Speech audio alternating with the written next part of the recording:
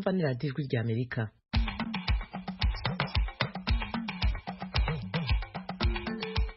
Turabasuhuje inshuti muteze amatwi radiyo ijwi rya Amerika, tubaha ikaze amakuru yacu ya mu gitondo kuri iki cyumweru.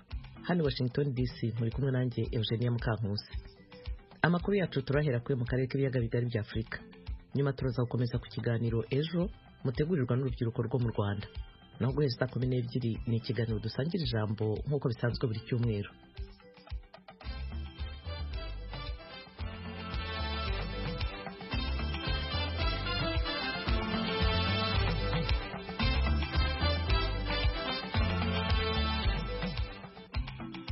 Nk'uko nari mbivuze turahera mu karere k'ibiyaga bigari bya Afurika.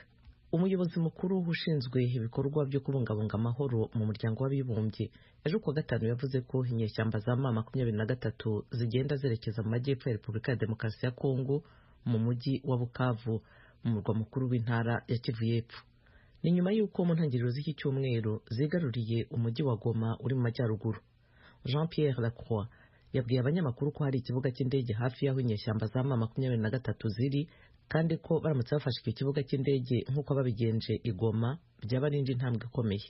Uyu muyobozi yagize ati, urabizi ntabwo duhangayikishijwe gusa n'uburasirazuba bwa Repubulika ya Demokarasi ya Kongo, ariko iyo urebye ibihe byahise bimwe mu bintu nk'ibi bishobora guteza amakimbirane mu karere kose. Bityo ni ngombwa cyane ko hakoreshwa ingufu zose za diplomasi mu kwirinda ko ibyo byaba. Mu ntangiriro z'uku kwezi kwa mbere gushize inyeshyamba za M23 Amerika n'umuryango w'abibumbye bavuga ko ari umutwe w'inyeshyamba, ariko leta ya Kongo ikavuga ko ari umutwe ukoresha iterabwoba zishe amasezerano yo guhagarika imirwano zigaba igitero gikomeye mu burasirazuba. U Rwanda rwahakanye kenshi ibirego by'uko rutera inkunga izo nyeshyamba. Yunga mu ry'umunyamabanga mukuru wa ONU n'akanama ka ONU gashinzwe umutekano ku isi, umuyobozi mukuru ushinzwe ibikorwa byo kubungabunga amahoro muri ONU yahamagariye ibikorwa bya diplomasi byihuse mu rwego rwo guhagarika imirwano no kugera ku gisubizo cya politiki. Mu kiganiro cyihariye yagiranye n'umunyamakuru Jose Muntu w'ijwi rya Amerika ishami ry'igifaransa, Minisitiri w'Ububanyi n'Amahanga wa Repubulika ya Demokarasi ya Kongo umutegarugori Thérèse Kayikwamba Wagner ntavuga ko ari M23 ifite umujyi wa Goma, ahubwo ati Goma yigaruriwe n'abanyamahanga. Murabyumva mu majwi ya Temistokle Mutijima mu ijwi ry'umunyamakuru Jose Muntu, nanjye mu ijwi rya Minisitiri Kayikwamba Wagner. Nyakubahwa, wabyemeza kuba dukurikiye niba inyeshyamba za M23 arizo zigenzura umujyi wose wa Goma? Waba ufite ikigereranyo mu mibare cy'abahapfiriye? Je voudrais tout d'abord préciser une chose. Quand nous parlons de la situation qui prévaut dans la ville de Goma, il s'agit d'une occupation des forces armées rwandaises. Mbere na mbere ndashaka kwemeza ko Goma yigaruriwe n'abanyamahanga bikozwe n'ingabo z'u Rwanda, igisirikare cyemewe cy'u Rwanda, umuturanyi wacu. Nibyo, nyuma y'iminsi yaranzwe n'imirwano ikaze twabonye mu mujyi M23 n'igisirikare cy'u Rwanda RDF ubu bamaze kwigarurira igice kinini cy'umujyi wa Goma.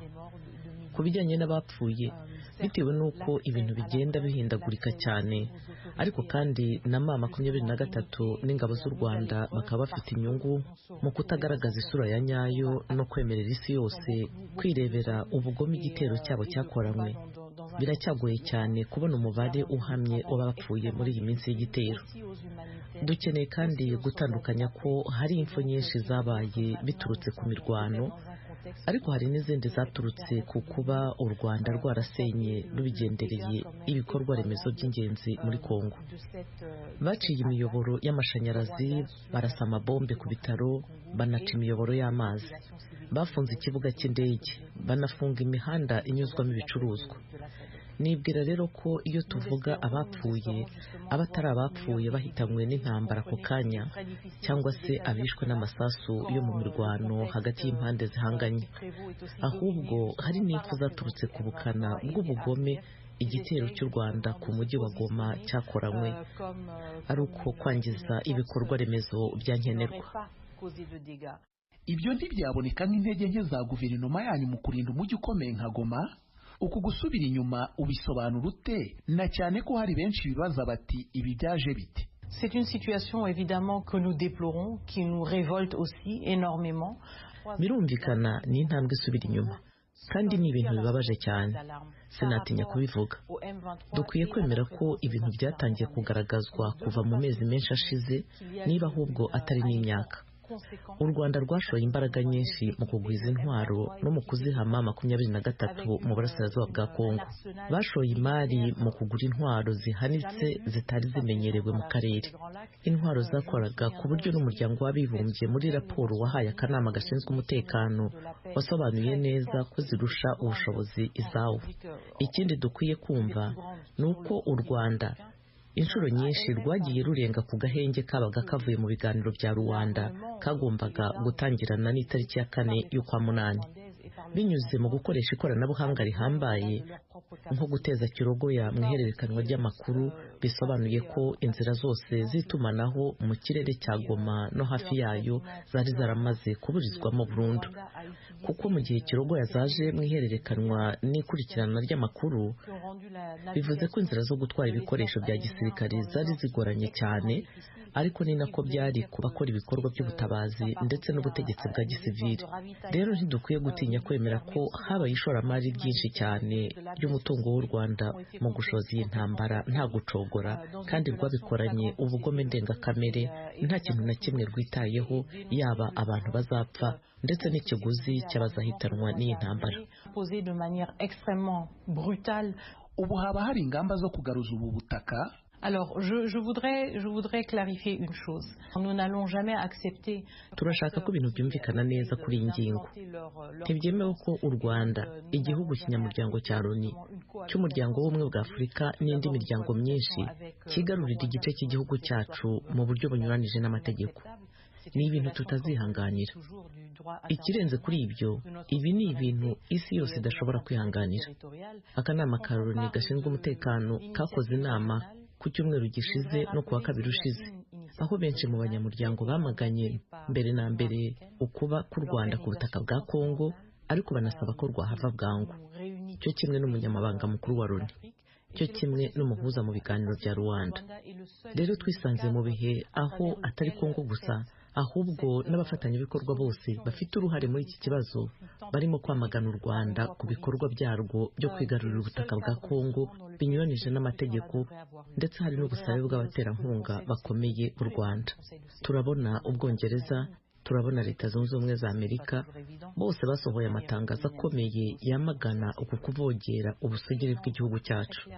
Rero birumvikana, ibi ni ibintu bidakwiye kwemerwa, atari kuri Kongo gusa, ahubwo nibwira ko bitanakwiye no kwemerwa ku bindi bihugu byose byo ku isi birajwe ishinga n'iyubahirizwa ry'amahame mpuzamahanga ashingiye ku itegeko. Kuri ibyo birego bya Kongo kuri Leta y'u Rwanda ndetse no ku muryango w'abibumbye nawo usaba u Rwanda gukura ingabo zarwo muri Kongo, Leta y'u Rwanda ntihakana ko ifite ingabo muri Kongo, ariko nanone isobanura ko ari mu rwego rw'ingamba yashyizeho zo kurinda umutekano warwo, kandi ko zitazavaho igihe cyose uwo mutekano ushobora guhungabanywa. Mu ntangiriro z'icyumweru, mugenzi wacu Venuste Nshimiyimana yabajije umuvugizi wungirije wa Leta y'u Rwanda Alain Mukurarinda impamvu u Rwanda rutubahiriza ubusabe bw'inteko ishinzwe umutekano ku isi ya ONU. Ariko niba nibuka neza mu itangazo banditse, akanama gashinzwe umutekano ku isi nta gihugu runaka kavuze muri rusange ngo impande zose ziri hariya zigomba gukora ibi n'ibi, ariko ntekereza ko ibyo ngibyo na n'ubundi nta gishya kirimo.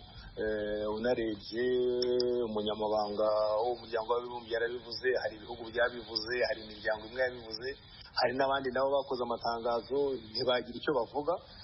Aho ngaho umuntu akaba yanakwibaza impamvu tubona amatangazo atandukanye aturuka hirya no hino avuga ahantu hamwe, ariko akazavuga ibintu bitandukanye. Ni ikigaragaza yuko mu by'ukuri ikibazo uko kivugwa atari ko kimeze hariya mu burasirazuba bwa Kongo. Niba abantu batandukanye bashobora gukora amatangazo cyangwa bagafata ibyemezo bakavuga ibintu bitandukanye bavuga ahantu hamwe, ni ibigaragaza nyine ko harimo ikibazo. Nayo mpamvu iki kibazo kimara igihe kinini kidasobanuka. Kuri icyo kibazo warubajije, ikigaragara ni uko mu by'ukuri uwandika gutya avuga ngo u Rwanda ruvana ingabo zarwo muri burasirazuba bwa Kongo kuko zagiye gufasha M23 kugira ngo babashe kwiba imitungo ya Kongo, ngira ngo ndanabivuze warabivuze igice, ni uko nguko ubundi interuro yose imeze. Iyo ni narrative cyangwa n'uburyo bwashyizweho na guverinoma ya Kongo yo kubivuga gutyo. Nimuzanareba izo ngabo zihora ari 3,000 cyangwa 4,000 gusa.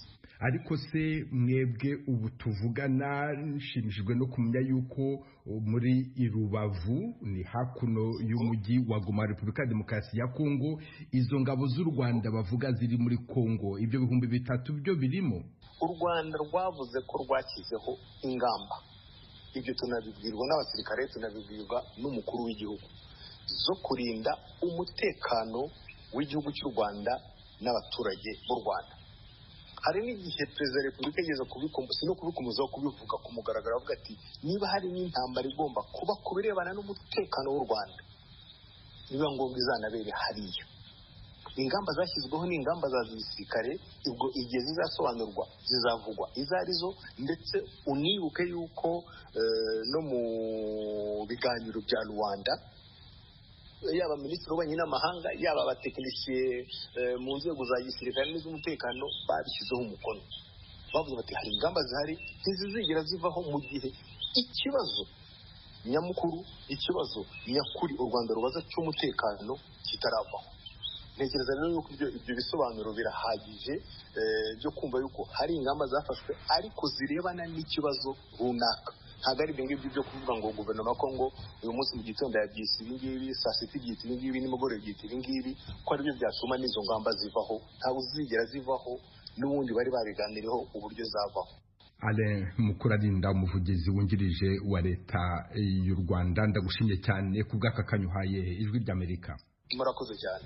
Tukivuga kuri Kongo, Uburundi butangaza ko abasirikari babwo bagiye gufasha aba Kongo mu ntara Kivu y'Epfo bahagaze neza ku rugamba, mu gihe umutwe wa M23 urwanya ubutegetsi bwa Kongo ubu ugenzura umujyi wa Goma, uhigira gukomeza kwigarurira n'umurwa mukuru Kinshasa. Uburundi buvuga ko buzakomeza gufasha Kongo kubw'umutekano w'akarere ibyo bihugu biherereyemo. General de Brigade Gaspard Baratuza, uvugira igisirikare cy'u Burundi, yabwiye mugenzi wacu Diane Nahazwe mu kiganiro cyihariye Ijwi ry'Amerika. Abasanzwe bacungira n'ubu barahacungira, nta ngorane n'imwe, nta mirwano ihari, na cyane cyane muri Kivu y'Ubumanuko. Bamwe mu bari buyo nk'abacangero bava mu mahanga barishikanye baja mu gihugu cy'u Rwanda. Ku ruhande rw'u Burundi hari abasirikare bo barabuze ati reka duhagarikire ngaha twishikane nk'uko byakozwe n'abandi. Abarundi ubwa mbere bo ntibagiye ko nk'ubucangero. Igihugu cya Kongo n'igihugu duhana urubibe, umutekano uhungabanya aho duhana urubibe turashikirwa. Aho rero bisanga ibikorwa byakorwa kuva kera, ubu rero bikorwa ku mugaragaro. Ikindi naco n'ababwira ko Abarundi atari abasirikare bashacoba, bumvise ruvuze hirya baca batarika amaboko baje kwishikana. Oya, ivyo bishikanye ntituraba, naho yo bikora yo bafite intumbero mugabo gushika ubuzima iwacu ntabihari. Uyo mugwi wa M23 ufise igisagara ca Goma mu Rwanda, vuze no musati turabandanya si Goma gusa tuzokwifatira n'ahandi. Mu misi yahera warumvikanye uvuga yuko wazuraga ibitero kandi ukavuga yuko hariho n'abasirikare b'u Burundi baguye muri ivyo bitero. Abo barabiguyemwo ibitigiri vya nyuma mwashoboye kumenya muri ivyo bitero bingana gute? Ni bisanzwe umuntu atanga icegeranyo c'ibyo yakoze ku ruhande rwiwe. Utangiye gutanga ibiharuro by'ibyo ubundi mwariko murahangana kumbure yatakabije, ibyo biri mu byo twize n'inda twize ku mashuri amwe ya gisirikare. Ni ukuvuga rero ubu hariho n'intambara yadutse hambavu n'intambara y'amasasu n'intambara y'ururimi ya propaganda. Abakugira ikigiri cy'iwacu naco twebwe turafite nyine tubitanga n'abo tubiha, ntidukunda kubigira ku maradiyo. Hari nk'umusirikare yitavye Imana, tubibwira umuryango, ariko hari iyo miryango nyene igaruka ikavuga ngo ayo makuru ntayo bamenyeshwa. hari igishika umusirikare akitaba Imana, haba ngaha mu gihugu cy'iwacu, haba aho yarungitswe mu bikorwa Somaliya, Kongo, Central Africa, ikari hose barabimenyesha umuryango neza cyane, kandi n'uwo yitavye Imana uburyo bwose bushoboka barabukora kugira ngo ikiziga gitahukanwe bamuhambane bamufumane iteka. Mu minsi yahera ijwi rya Amerika ryari ryabajije igisirikare c'u Burundi amakuru avugwa ku basirikare baba bagwariye ku bitaro vy'abasirikare mu Kamenge. Duhabwa isango yuko tuzomenya amakuru mu minsi y'imbere. Mwasanze byifashe gute? Hari abasirikare bariko bavurirwa muri ivyo bitaro bangana gute? Abamvuga ni abo vyavuze ko bari bakomerekeye muri Repubulika ya Demokarasi ya Kongo kandi bakaba boba bari benshi. Bwa mbere ibitaro by'abasirikare ni ibitaro by'abasirikare bivura abasirikare. Kuba boba hari uwo yabonye abasirikare bombure barenga canke igitwigiri utari gito ibintu bisanzwe, aho nibo babona nko kuri Prince Jean Charles cyangwa wa Karede cyangwa mu bindi bitaro, aho ni byari kuba ibidasanzwe. Kubona rero abasirikare bivuza ku bitaro bya gisirikare atari bake, ibyo ni ibintu bisanzwe.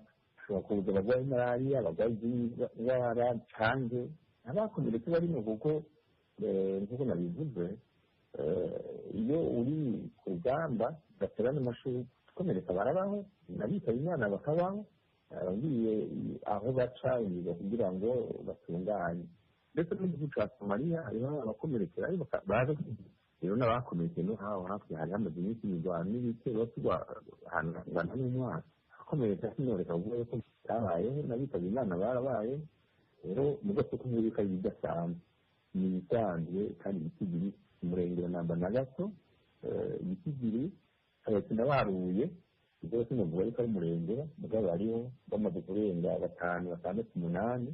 Ikigiye gukurikira ku basirikare b'u Burundi muri ino ntambara Repubulika Demokarasi ya Kongo ihanganyemwo n'umugwi wa M23 n'icahe Burundi buzogumayo, kuko urumva bo bavuga ko bagiye kubandanya bakora ibishoboka byose bakigarura n'utundi duce. Burundi kigiye gukurikira ku ruhande rwabwo n'icahe ijyanye na M23 kandi twebwe ku Burundi kubitwerekeye icyo twagiye tuko turafasha muri Kongo tubandanya tubifasha. Umugambi wa M23 ntawutuzi, imigi yose ijya guhungabanya amahoro n'umutekano, aho twasabwe gufasha uje atugana uguruka muri byumba by'abasirikare n'ibyo bigenda. Tukiri kuri Kongo, Minisiteri y'Ubuzima yatangaje kuri wa gatandatu ko kugeza ku itariki ya 30 y'uko kwezi gushize kwa mbere hari imirambo 773 mu buruhukiro bw'ibitaro byo mu mujyi wa Goma uherereye mu burasirazuba bw'igihugu no mu nkengero zawo. Ni nyuma y'igitero cy'umutwe wa M23 bivugwa ko ushyigikiwe n'u Rwanda. Iyi minisiteri iravuga ko ibyo byumba by'uburuhukiro byarengewe n'imirambo kandi ko hari n'indi myinshi iri ku mihanda. Yongeyeho ko hagati y'itariki ya 26 n'iya 30 y'ukwezi kwa mbere habarwaga inkomere 2880. Kuwa kabiri inyeshyamba za M23 zafashe Goma, umujyi munini wa Kongo n'umurwa mukuru w'intara ya Kivu ya ruguru, akarere gakize ku mabuye y'agaciro harimo zahabu na koruta. Bahise berekeza Bukavu mu ntara ya Kivu y'amajyepfo, ariko bisa naho bahagaritswe ejo kuwa gatanu n'ingabo za Kongo zishyigikiwe n'izo Burundi. Imiryango itabara imbabare ntiyabashije gukora mu minsi y'imirwano ikaze y'igihe cy'ifatwa rya Goma ngo ifashe ibitaro umubare w'abapigana warengeje urugero. Ububiko bw'iyi miryango nabwo bwarasahuwe bikomeye, hakiyongeraho amasasu yanyuranagamo nayo yagize ingaruka ku bakozi b'iyo miryango. Abaganga batagira imipaka Médecins Sans Frontières kuri wa gatanu bavuze ko basigaranye imiti mike gusa kandi ko bahagaritse gufasha abantu mu nkambi z'abateshejwe ibyabo. Porogaramu ya ONU yita ku biribwa PAM nayo yahungishije abakozi bayo kandi yabaye ihagaritse ibikorwa byayo. Minisiteri y'Ubuzima ya Kongo yavuze ko kubera impungenge z'umutekano ziyibuza kugera mu bice by'umujyi hari ikibazo cy'ibura ry'ibikoresho byo mu buvuzi, imodoka zitwara indembe n'imifuka yo gushyiramo imirambo. Mukomeje kumva Radio Ijwi ry'Amerika ivugira Washington DC mu Kinyarwanda no mu Kirundi. Tugeze ku mwanya w'ikiganiro ejo dutegurirwa n'urubyiruko rwo mu Rwanda. Abahanga bemeza ko amakimbirane yabayeho kuva ikiremwa muntu cyagera ku isi, ndetse ko bisa naho atazigera arangira. Kuba abantu badateye kimwe, batavuga ururimi rumwe cyangwa se badakora bimwe bishobora kuba intandaro y'amakimbirane. Ariko se ni gute nakumira amakimbirane? Nayakemura nte? Ahandi wakura ibisubizo by'ibi bibazo uretse mu kiganiro ejo. Iyo inkuru zibanda ku amakimbirane yo mu miryango, amakimbirane aturuka ku gushyira abantu mu gatebo kamwe, ndetse n'amakimbirane aterwa no kuba hari ibyo abantu batinya kuvuga, maze usobanukirwa uko wayakemura. Ubundi cyambere ni ubwumvikane kandi bikaba kuvugisha ukuri. Iteka mu rugo mutumvikanye ngo muvugishanye ukuri, ntabwo amakimbirane abasha gukemura. Kurikira ikiganiro Ejo kuri radiyo Ijwi ry'Amerika ni ku 104.3 FM.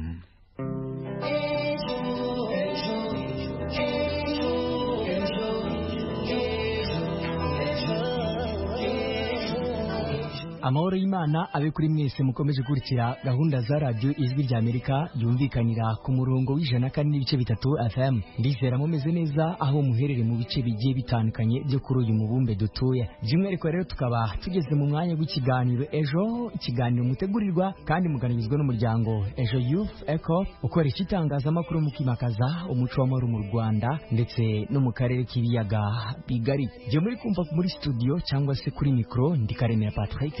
Bye guys.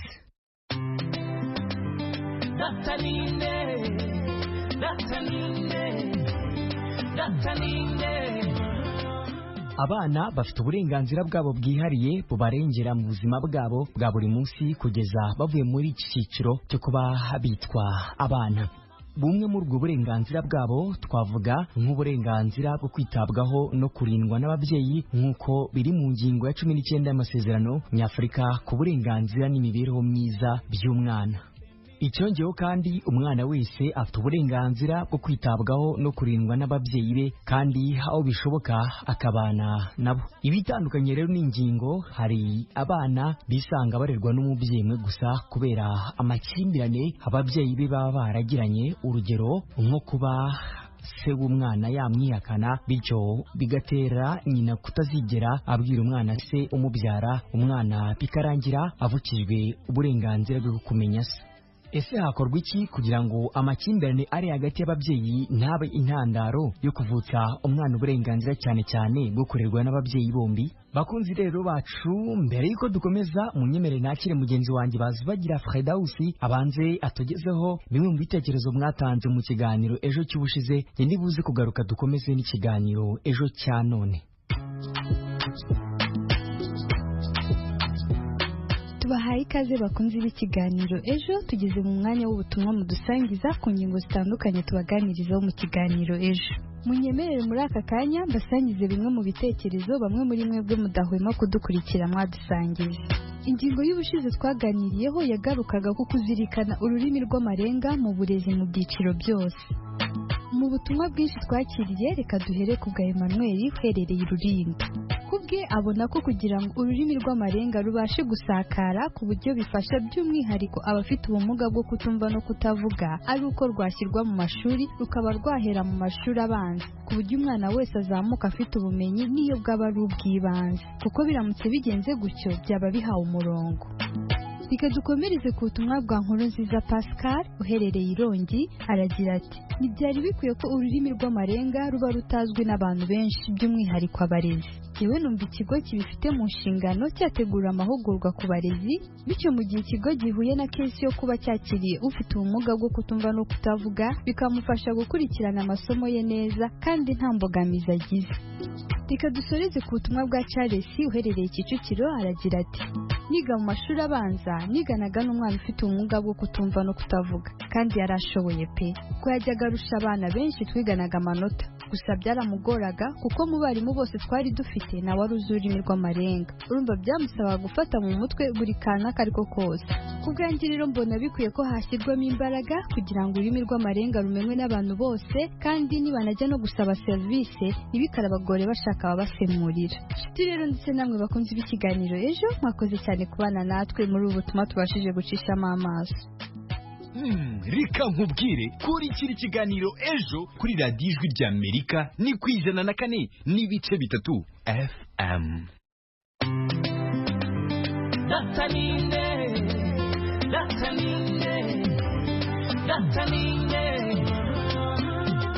Ikaze nanone mu kiganiro Ejo cy'umunsi mutegurirwa n'umuryango Ejo Youth Echo ukorera i Kigali mu Rwanda.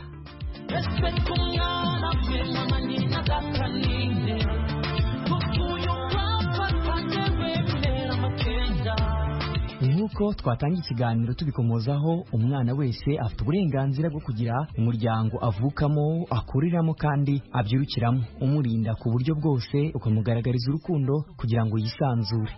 Iri tegeko kandi rikomeza rivuga ko nta mwana ugomba gutandukanywa n'ababyeyi be atabishaka, keretse iyo ubutabera bwemeje ku buryo bukurikije amategeko wakoreshwa muri urwo rwego ko iryo tandukana rifitiye umwana akamaro.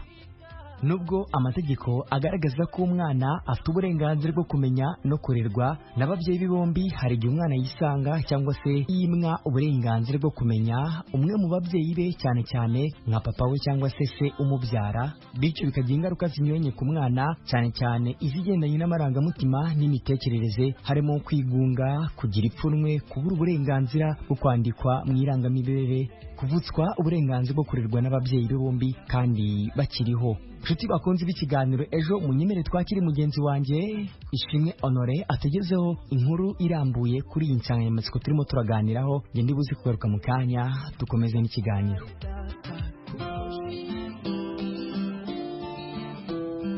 Umwana we naramubohonye ndamutangarira, nza kumubwira ko ntwite, ambwira ko adatera inda, hindura imirimo. Kanzayire Epifani afite imyaka 24 y'amavuko, avuga ko yatewe inda n'umusore wahoraga amwizeza ko bazabana nk'umugabo n'umugore. Akimukoza ko yasamye, umusore yamubwiye ko adatera inda. Uyu mubyeyi avuga ko yabayeho mu buzima bumugoye, ibyatumye afata umwanzuro wo guhisha se umwana babyaranye. Jewe icyo nakoze ni kimwe, hindura imirimo, njya ahandi hantu kure, ntiyongera kumbona, ntazi niba narabyaye niba ntarabyaye. Umwana wanjye kugeza iyi saha ntabwo azi se yarankomerekeje, byara ndi njyenyine, ubuzima bukomeye busharira, umuryango uranyanga urantererana bitewe n'uko nabimishije ikamba nk'ababyeyi. Nari nzi yuko ari wa muntu uzamfasha akanyitaho, bituma numva muzinutswe. Agize imyaka 7 tangiye kubimbaza, ariko mubwira ko papa we ntawe uriho. Nta muntu n'umwe uzi umuntu twabyaranye. Nyuma yaje gushaka urundi rugo, ubwo rero ndumva nta mpamvu yo kumumwereka ko ntacyo amaze mu buzima bwe, nta n'icyo yamumariye na kimwe. Yabayeho kuntera igikomere. Uyu munsi ntabwo ndi wa muntu wishimye, numva abagabo bose bameze nkawe. Agomba ko ari uburenganzira umwana yafashijwe bwo kumenya ababyeyi be bombi kandi bariho. Ndabizi cyane, nzi ko ari igikomere kuri we. Abaye azi ko nta papa agira, azi ko papa we yapfuye, narabimuhishe kubw'impamvu z'umutekano wanjye. Igikomere ufite ni n'igikomere ku mwana. Yego. Ntabwo utekereza ko umunsi yarakuze ashobora kuzagira iyo nyota yo gushakisha se? Ntabwo yatekereza kumushaka. Twabaga mu mujyi wa Kigali, uyu munsi mbi Rusizi. Azi ko nta se agira. Bye twaricaye kuko ni umwana umaze gukura, ejo bundi azagera mu myaka yo kumubaza papa we mu gihe cyo gususha, ngo bamubaze ababyeyi n'ibindi. Ku ishuri narabirangije, nta kintu azamenya. Mu buryo bwo kurinda umutekano w'umutima w'umwana wanjye, nanjye ubwanjye niyibagije ko uwo muntu akibaho. Twakundanye imyaka 4. Umva nta kwicuza kuri mwe?